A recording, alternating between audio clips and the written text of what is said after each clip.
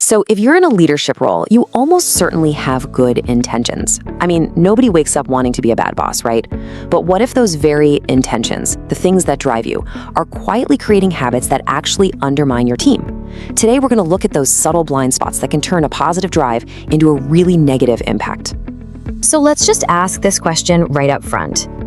That desire you have to ensure quality work, to keep the peace, to be a great leader, could it actually be misfiring?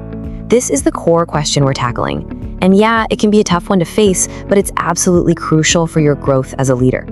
So we're going to break down 4 of these quiet habits. Now, these aren't the big, obvious, dramatic failures. Nope.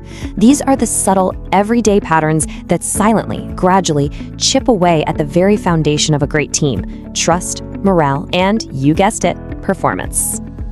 And here's the most important thing to get right from the start. These habits almost always begin from a good place. Seriously, this isn't about pointing fingers or making you feel bad. It's all about building awareness. So let's explore how even the best of intentions can sometimes curdle into some pretty damaging habits. Okay, first up, a total classic: micromanagement. We all know it, but let's be real. It's rarely born from a desire to just annoy people. It usually comes from a place of wanting things done right, a real drive for high-quality work, and the simple fact that you, the leader, are the one who's ultimately accountable for the outcome. But here's the thing: no matter how good your intentions are, the impact is the same. When you're hovering, checking every little detail, and controlling every single move, your team hears one unspoken message, and they hear it loud and clear: I don't trust you. And that is a massive drain on initiative and morale.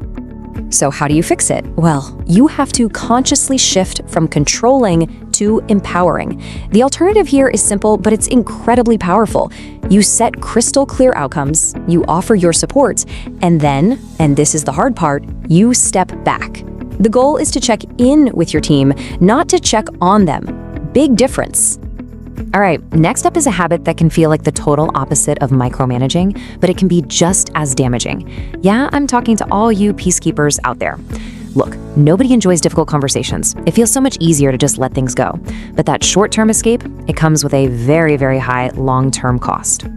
This is the little lie we tell ourselves, isn't it? But the truth is, issues that are left unspoken, they don't just fade away, they fester. Frustration and resentment build up right under the surface, and that creates a toxic environment where great ideas go to die and your best people quietly start looking for the exit. So what's the alternative? You gotta lean in. Address the issues calmly, directly, and respectfully. Think of it like a leadership muscle. It might feel a little sore the first few times you use it, but strengthening it builds a culture that's rooted in honesty and real respect. And that's a foundation that can withstand just about anything. Now, our third habit, well, it feeds directly on that avoidance of clarity. I'm talking about inconsistent communication. This one is super subtle, but man, it can create immense chaos. When your messages are vague or they only come in sporadic bursts, it creates uncertainty. And that uncertainty, it breeds anxiety, making it pretty much impossible for people to do their best work. Does this sound at all familiar? If your team is constantly asking these kinds of questions, it might not be a listening problem on their end. It could very well be a clarity problem on yours. These questions are basically giant red flags that chaos is starting to creep into the system. The solution here is to be intentional. You've got to repeat what matters most and always, always anchor your communication back to the team's shared goals. A key takeaway here is that no matter how much you think you're communicating, it's probably not enough. You can almost never over-communicate the important stuff. And this brings us to our final habit, and honestly, this one might be the most credibility-destroying of them all: dodging accountability. Listen, mistakes are going to happen. Projects will go off track. It's inevitable. But when a leader responds by pointing fingers, or even worse, by just going silent, they lose trust at lightning speed. This quote is a really critical reframe of what a leader's role is. It's not about being infallible or perfect. It's about being accountable. Your team isn't looking for perfection from you. They're looking for honesty and integrity, especially when things go wrong. So instead of blame, you choose accountability. You own your missteps. You're transparent about what you learned from them, and then you pivot the whole conversation towards solutions.